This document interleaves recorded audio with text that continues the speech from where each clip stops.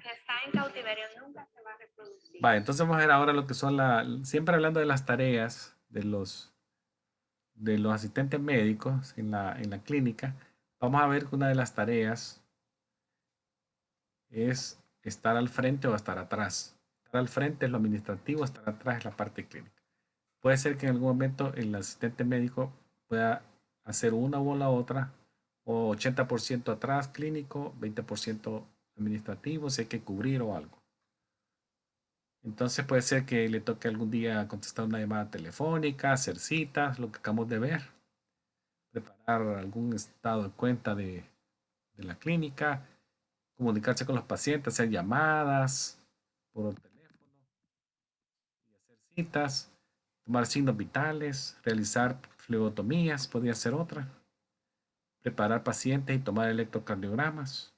Entonces, si ustedes ven, puede ser bien variado el escenario. Veamos lo que son los signos vitales como tarea del asistente médico. Entonces, veamos que los signos vitales, este va a ser un repaso porque sé que casi el 90% de los que estamos en esta reunión somos médicos, pero eh, hay creo que dos personas que no lo son, entonces vamos a revisar lo que son los signos vitales, así de manera general. Vamos a ver que son medidas que nos ayudan mucho en el diagnóstico y el tratamiento de los pacientes por parte de los doctores. Entonces, son importantes y lo más exacto que los tomemos, mejor, ya que significan que algo puede estar mal o algo está bien. Es un indicador de la regulación interna de nuestro cuerpo. Representa un estado de salud general. Entonces no hay que verlos muy a la ligera. Los signos vitales son la temperatura del cuerpo, el pulso, respiraciones, presión arterial. Signos vitales. Y aquí ven las letras que significa cada una de ellas.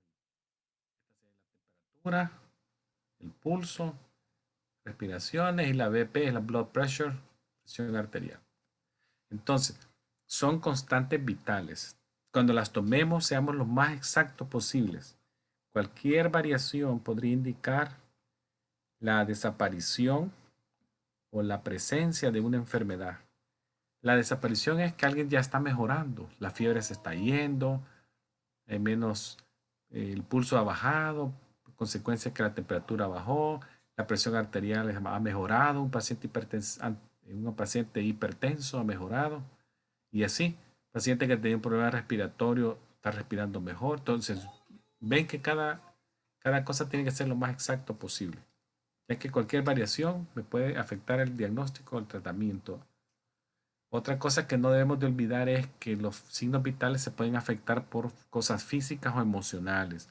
La mayoría de pacientes pueden llegar nerviosos, aprensivos a la oficina y resultar en una alteración del signo, de los signos vitales. Entonces, es bueno que recuerden que siempre hay que relajar al paciente antes de tomar los signos vitales. Si acaba de llegar, que descanse un ratito, unos 5 o 10 minutos. Para eso le puede servir el área de espera. Ahí se relaja un poquito. Y a pesar de que se va a tardar un par de minutos en entrar del área de espera al consultorio, también hay que darle un tiempito de que se relaje y todo, y luego le tomo las lecturas que me interesan. Otras medidas que se toman en la clínica son el peso y la talla, y en los niños la circunferencia de la cabeza y del pecho. Eso lo vamos a hablar al final. Si ven esta diapositiva, esta tabla describe los rangos de signos vitales. Como pueden ver, tenemos en la parte superior el grupo de edad, el pulso, las respiraciones, la presión arterial en azul. Al lado izquierdo ven los grupos de edades, dice recién nacido, lactantes, preescolares, adolescentes y adultos. Y podemos ver que las respiraciones y las pulsaciones en los niños pequeñitos son rápidas en comparación con las de los adultos. Un niño recién nacido puede tener 120 a 160 que para él es normal, para un adulto eso sería taquicardia, acá va de 60 a 100. Las respiraciones aquí van de 30 a 50, hasta 60 podrían ser. Y aquí van de 12 a 20. Lo extremo son aquí rápidas, aquí menos rápidas. A lo inverso de la presión arterial. Acá son más bajitos los valores, aquí ya son más altos. O sea, para que vean la diferencia. Hablemos del primer signo vital que nos interesa, la temperatura. La temperatura corporal básicamente refleja el equilibrio en cuanto la producimos, cuánto producimos de temperatura o de calor y la pérdida de la misma por parte del organismo. Y eso lo vamos a medir en unidades de calor llamadas grados, ya sea centígrados o grados Fahrenheit. Depende. Entonces, en un incremento de la temperatura, se ha pensado siempre que es un mecanismo de defensa del cuerpo para inhibir el crecimiento de bacterias y de virus. Por eso hay fiebre o por lo menos elevación febril cuando empieza un proceso infeccioso, como el cuerpo defendiéndose. No olvidemos también que en cuanto a la temperatura, antes de hablar de fiebre, no olvidemos que la temperatura en el cuerpo humano se cataloga en dos tipos. Una es la temperatura superficial y la otra es la temperatura central. La central es aquella que tenemos en tejidos profundos de nuestro cuerpo, por ejemplo las cavidades. Acuérdense cuando hablamos de las cavidades torácicas, se recuerdan que dimos pulmones adentro, el corazón, el mediastino. Esas son cavidades. La temperatura que tenemos ahí y en la cavidad abdominal y pélvica permanece relativamente constante. Se le conoce como temperatura central. La temperatura superficial es la temperatura que tenemos en la piel, digamos, la piel y el tejido graso. Al contrario que la central, la temperatura superficial desciende y se eleva en respuesta al entorno. Si yo salgo a la calle en este momento, acá en Massachusetts, la temperatura superficial mía se me va a poner súper fría, mi piel, fríísima, porque responde al entorno, que aquí está a 7, que sería como menos 15 de Centroamérica o el Caribe, fríísima, pero es la temperatura superficial. Mi temperatura central, que es las cavidades, probablemente se mantenga constante si yo me abrigué. Solo se me van a helar las manos, la cara, mis orejas, las partes expuestas. Entonces son esos tipos de temperatura que hay que diferenciar. Mi cuerpo produce calor de forma continua porque el metabolismo en mi cuerpo no para. Mientras esté vivo, produzco calor, ¿verdad? Siempre hay una temperatura por la producción de calor por el metabolismo del cuerpo. Pero cuando la cantidad de calor producido sobrepasa a la pérdida, entonces hay fiebre. La persona se dice que está febril cuando se le puede palpar o tomar la temperatura y me la marque un termómetro. Otra cosa, la temperatura, ¿cómo la consideramos normal? En el adulto va de 36 a 37.5 centígrados. Cualquier elevación arriba de esta ya es lo que tenemos acá en la pantalla en este momento. Fiebre. Si se me sube. O también se le conoce como pirexia. Una elevación de la temperatura por arriba del rango normal. Dijimos que el rango normal es 36 a 37.5. Entonces, si se va demasiado alto, muy alto, ya le conozco como hiperpirexia, que sería una fiebre alta. Ya aquí estamos hablando arriba de 41 de centígrados o 104 Fahrenheit. Una fiebre de tipo alta. Entonces, hay fiebre de bajo grado, la que dijimos pirexia, y la de alto grado, la hiperpirexia. Y si yo la puedo palpar, yo puedo decir, este paciente está febril. Y si no tiene fiebre, solo le agrego la letra A al principio, a febril o sin fiebre. Y si es lo opuesto, la hipotermia, es la temperatura del cuerpo por abajo del límite. Digamos, el límite era el 36, por abajo de 36. 35.9, aunque sea 1, ya es hipotermia. Y así para abajo. Puede llegar a hipotermia, puede llegar a 30.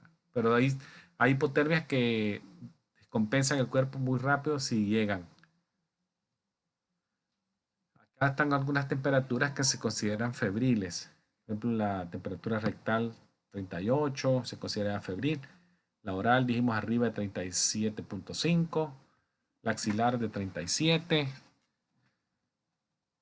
Ahí están los tipos de fiebre que conocemos, fiebres continuas, que son aquellas fiebres que se elevan y tienen fluctuaciones pequeñas en un lapso de 24 horas, pero nunca llegan al valor normal, que es esta línea azulita.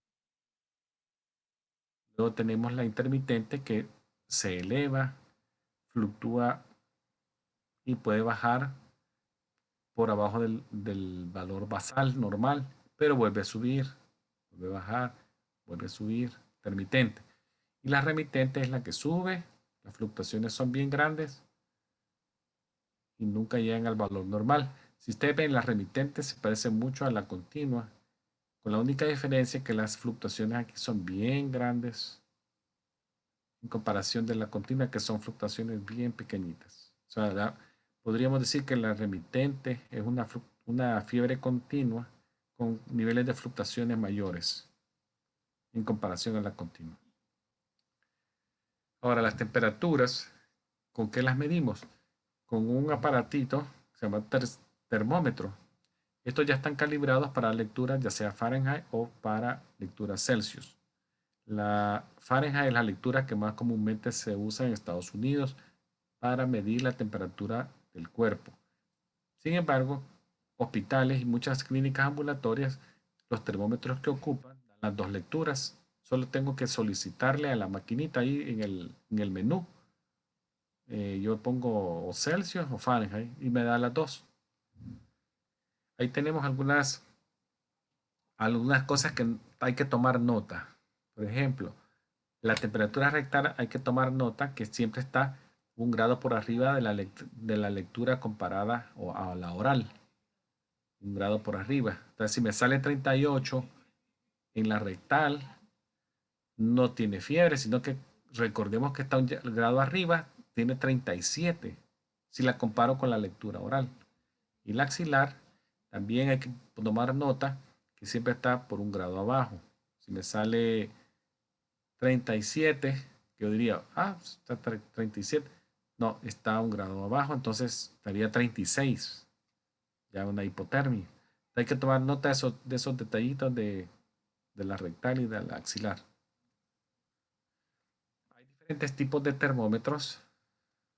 Ahí tenemos digitales, timpánicos, desechables, axilares, rectales. De la temperatura rectal, podemos decir que es la más exacta y se toma cuando la temperatura oral no es posible. Por ejemplo, alguien tiene mucho vómito, náuseas. Recordemos que si bien es cierto, es una opción, no deja de ser incómoda. Es incómoda, a los pacientes no les gusta. Hay que colocar al paciente de lado, poner el termómetro y sostenerlo durante todo el procedimiento. Se sostiene con una de las manos nuestras y se mantiene en posición mientras dure la toma. No hay que hacerlo en pacientes que, por ejemplo, tengan diarrea, no se puede. Pacientes con hemorroides, tampoco. Algún tipo de cirugía rectal reciente, tampoco. Pacientes con enfermedades del corazón, están contraindicada la rectal. La axilar, si se toma, es probablemente la menos exacta. Se debe tomar más largo. Recordad que el área tiene que estar seca, limpia. La axila tiene que estar seca, limpia. El termómetro probablemente se tenga que dejar por más tiempo, de 5 a 10 minutos, según lo requiera la clínica donde lo hagamos. La temperatura timpánica, que es otra que se toma, es muy útil hacerlo en niños o en pacientes que tienen estado confusional agudo, ya que es rápida. 2 segundos, 3 segundos, ya estuvo. rapidito. Y nos da una lectura muy exacta, ya que la lectura que da es un reflejo de las estructuras que rodean al hipotálamo. Son bien exactas. Recuérdense que la temperatura timpánica no se ve afectada porque la paciente esté respirando con la boca abierta, que ha tomado bebidas frías recién o calientes. No afecta. Tampoco no nos va a transmitir enfermedades contagiosas ya porque se ocupa se hace por el oído. No hay que olvidar que la contraindicación en este caso sería si el paciente tiene una otitis, una inflamación o infección supurativa del oído, no se puede. También si tiene impactación de cerumen y el conducto esté tapado por un tapón de cerumen, tampoco porque no leería la maquinita, no lee porque está obstruido el conducto, entonces sería falso. Hay que ver eso. Primero se revisa, se le examina, se le ve un poquito el conducto y luego se verifica que esté libre y ya se puede tomar. Ahí hay varios modelos que les estoy mostrando de termómetros que van a ver ustedes en las clínicas.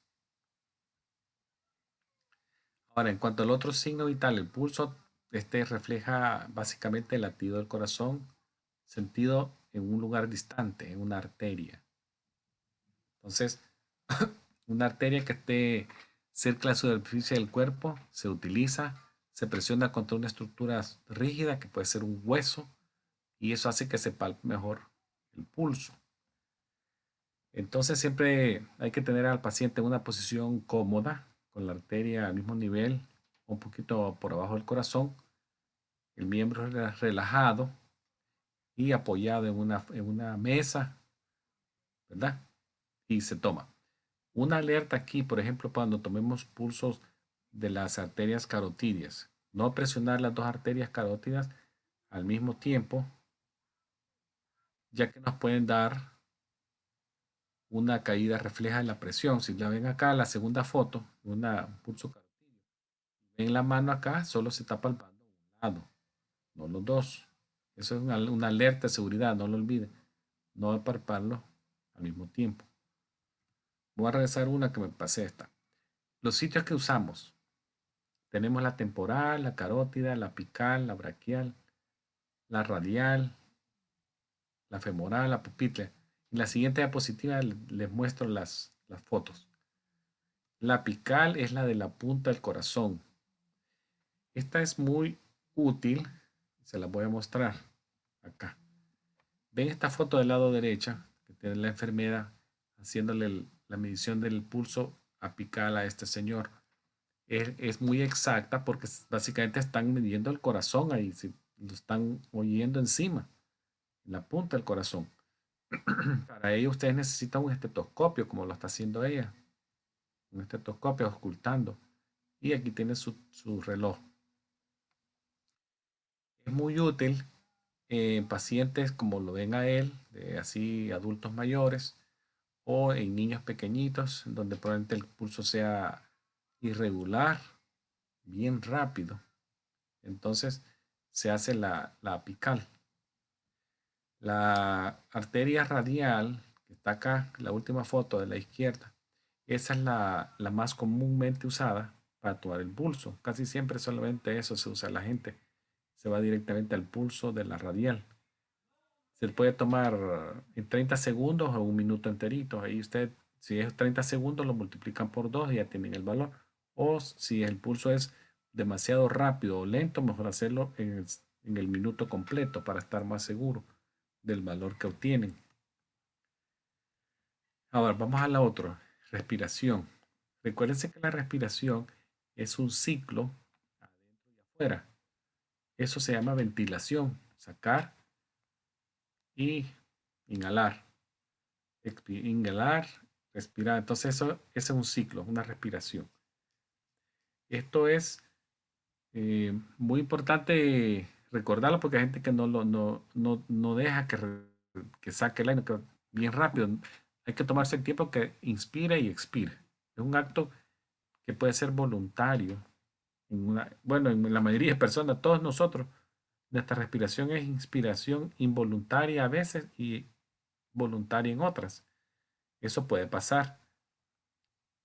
Por ejemplo, cuando se eleva el nivel de dióxido de carbono, eso se activa en el centro respiratorio central en el cerebro y estimula la respiración. Esto sucede a veces en lo de las apneas del sueño, cuando alguien deja de respirar por las noches, por que tal vez tiene una obstrucción cuando está dormido, ya sea con la lengua, se deprime hacia la parte posterior de la faringe posterior, obstruye, y eso hace que la persona momentáneamente deje de respirar durante la noche. Segundos, ¿verdad? No es mucho, pero ya se conoce como, si de manera repetitiva, demasiadas veces durante la noche, es una apnea del sueño. Entonces eso hace que el nivel de dióxido de carbono se eleve y eso active el centro respiratorio central del cerebro y estimule que vuelva uno a respirar, que la persona casi que despierta pues de no estar respirando. Las saturaciones puede ser que se bajen durante la noche. Entonces, en el ritmo respiratorio no olvidemos que también nos importa, además del número de veces, si es regular y qué tan profundo es. ¿Es profundo o es superficial? ¿Es rítmico o no es rítmico? ¿Cuántas veces por minuto respira la persona?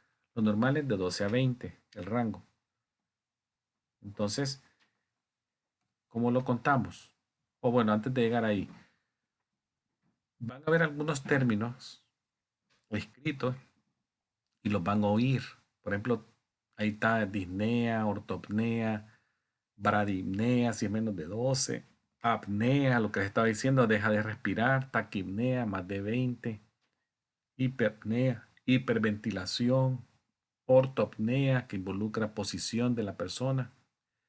Y de ahí los hallazgos, ¿verdad? Cianosis, estertores, son palabras que van a oír a los doctores, ustedes las han usado también en la descripción de un examen físico. Mucha terminología médica asociada a la respiración. ¿Cómo contamos las respiraciones? Lo más probable que lo tengamos de hacer de una forma indirecta porque las personas se dan cuenta que las están contando, modifican porque se puede hacer voluntario. Entonces, lo ideal es mantener los ojos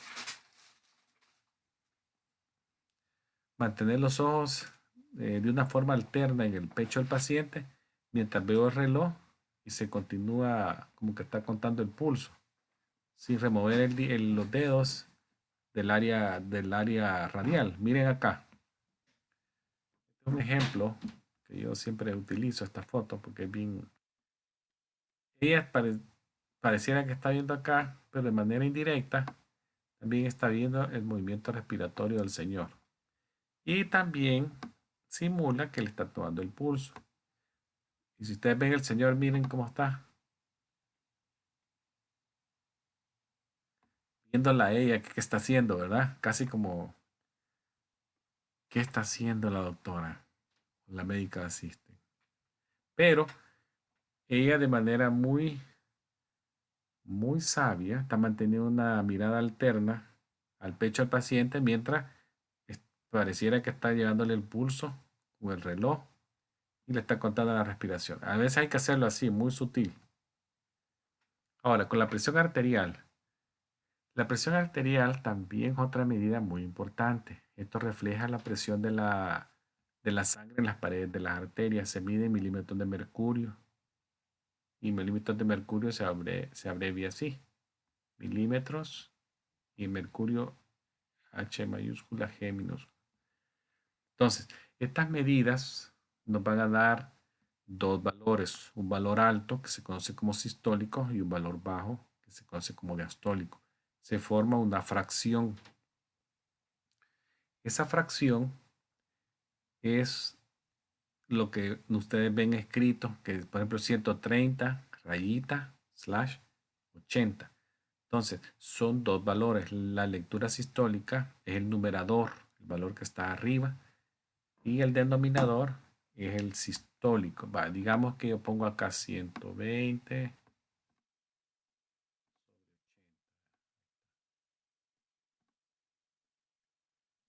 Entonces, ahí tenemos ya la fracción. La medida sistólica es la medida de la presión de la sangre en la pared de la arteria cuando el corazón finaliza de bombear, se contrajo. Y la diastólica es la presión de la sangre en la pared de la arteria entre los latidos, cuando el corazón se relaja y se está llenando de sangre. Ahí tenemos los valores sistólicos y diastólicos en las diferentes presentaciones. La presión normal de 119 para abajo, la sistólica, 79 para abajo, la diastólica. De hipertensión entre 120 y 130 la sistólica, 189 la diastólica.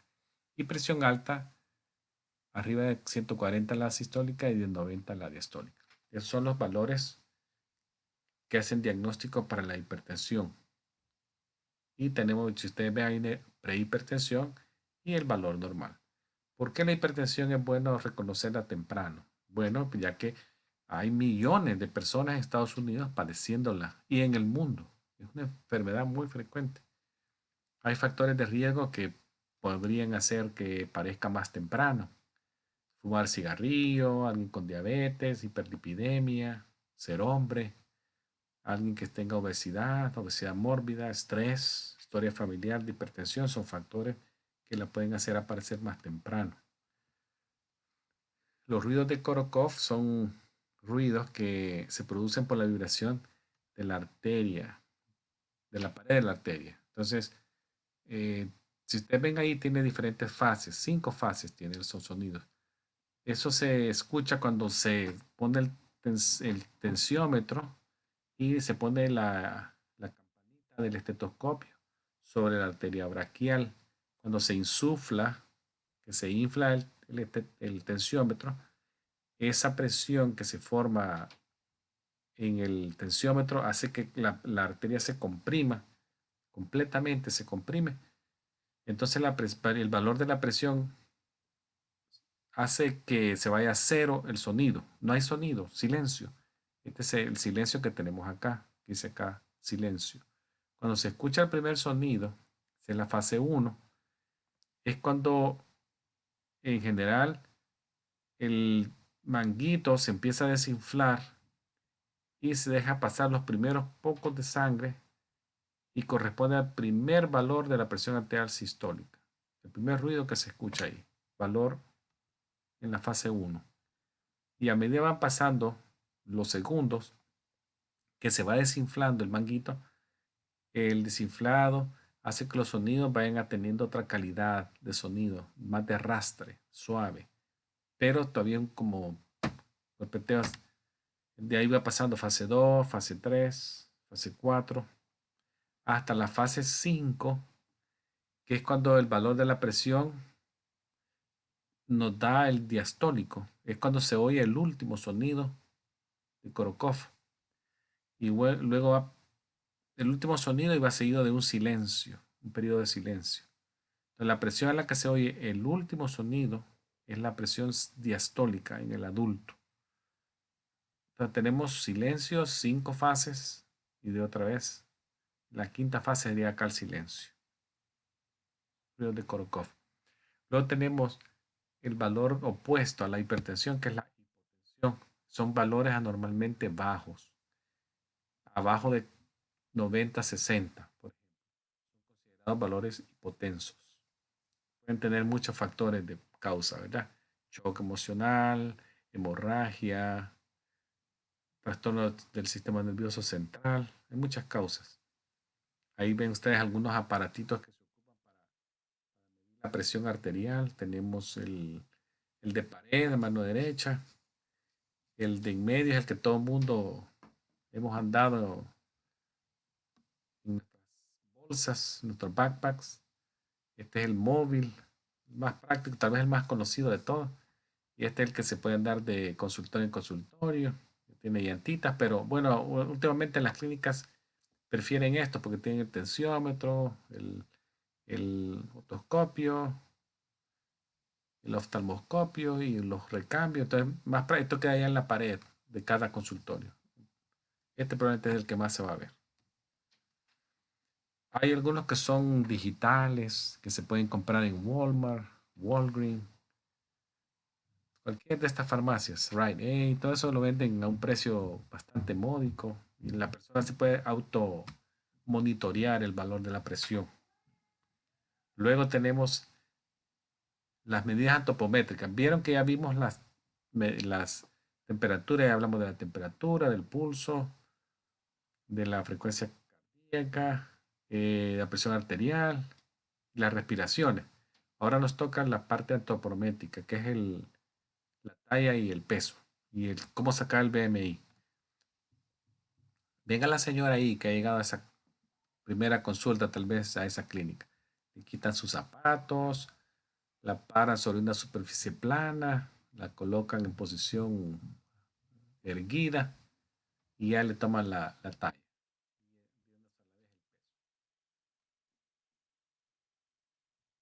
La, la fórmula de conversión, 1 kilo igual a 2.2 libras.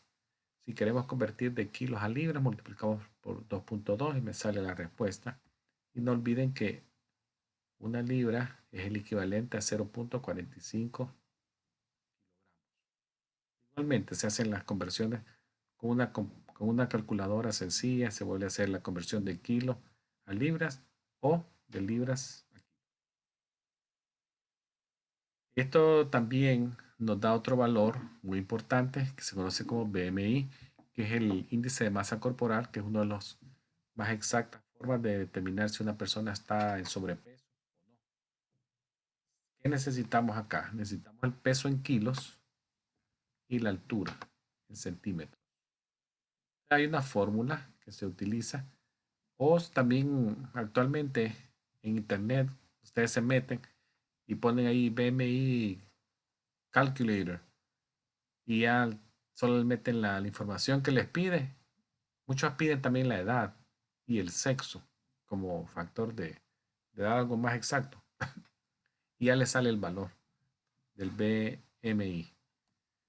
Valor de BMI entre 18.5 y 25 es considerado ideal, peso ideal para el peso y la talla. De 25 a 29 es considerado sobrepeso. Y arriba de 30 es considerado obeso, el BMI. Ahora, si combinamos dos cosas, nos da otro dato. Por ejemplo, si combinamos el BMI con la talla de la cintura, ya es otra cosa.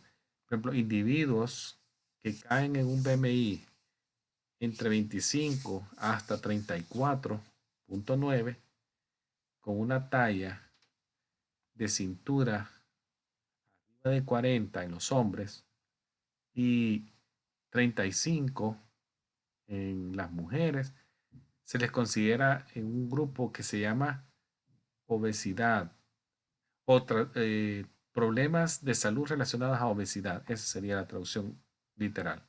Problemas de salud relacionados a obesidad. Ahí tenemos la diabetes, dislipidemia, cáncer, trastornos del afecto, enfermedades del corazón, desórdenes del sistema reproductor, enfermedades hepáticas y la hipertensión. Si ustedes ven, si ya se relaciona el BMI con la cintura, ya es otro grupo de enfermedades son más propensas. Hay que tenerlas siempre en consideración, que mejor hacer educación en salud antes de que se complique la cosa. Entonces, la educación al paciente es vital. Hacerle saber que se tiene que estar pesando, comer saludable, hacer ejercicio, evitar comidas grasas. Todo eso es educación en salud. Provee bastante ayuda a los pacientes y es una recomendación que casi siempre los doctores, cuando los pacientes van a pasar consultas, se las dan. Ahora, en cuanto a los niños, veamos cómo vamos a medir a los chiquitines que lleguen a las consultas. Los niños van desde recién nacido en adelante. Entonces se colocan en una báscula que es como la que ven ahí en la fotografía, que hace las dos tareas en uno. Los pesa y los puede tallar en la misma basculita, en la misma camita. Si ya lo tenemos que medir, lo que hay que verificar es que vamos a medirlo de la punta de la cabeza hasta los talones. Hay que apoyar al niño completamente sobre la camita, sobre la báscula. Y se mide la talla del niño. Ahora, la circunferencia cefálica también es importante medírsela, como se ve en la fotografía. Se le pasa un tape alrededor de la cabeza. Tiene que pasar por arriba de las orejas y por arriba de las cejas. La circunferencia de la cabeza, en promedio, lo normal puede ir de 32 a 35. Así dice lo que es la parte pediátrica. En pulgadas pueden ser de 13 a 15. Y si ustedes ven acá, están haciendo lo que acabamos de decir, que pase por arriba de las cejas, acá cejas y de la orejita. Este es el recién nacido, por eso ven al niño tan tierno acá. La fotografía de un niño recién nacido. Ya a medida que crecen, ya aparece el jovencito que está acá. Ya a los 6 meses ya pueden dar de 42 a 44 centímetros. Ya al año pueden dar por los 44, 47 centímetros de la circunferencia cefálica. Eso se lo tienen que medir en cada visita que haga el niño al consultorio, porque eso nos da información del desarrollo del cerebro. Niños que pueden ser, no crece la cabeza o microcefalia o macrocefalia, crece demasiado para la edad del niño. Ahora, el perímetro del tórax también tiene un valor normal. Y si lo ven acá, se lo están midiendo. Este es un recién nacido. En un recién nacido, casi siempre pueden dar de 30 a 36 centímetros, de 12 a 14 pulgadas. Y si ustedes ven acá, dice generalmente igual o más o menos 2 a 3 centímetros de la circunferencia de la cabeza, el perímetro del tórax. Así que ambos hay que medírselo cuando recién nacen, en el primer mes, digamos, del neonato, y en el primer año, bien importante estarle midiendo esos perímetros. Bueno, entonces, hasta aquí les traía en esta oportunidad. Si tienen alguna pregunta, y si no, el día jueves vamos a comenzar ya lo que es el electrocardiograma. Ok, muy bien, profesor.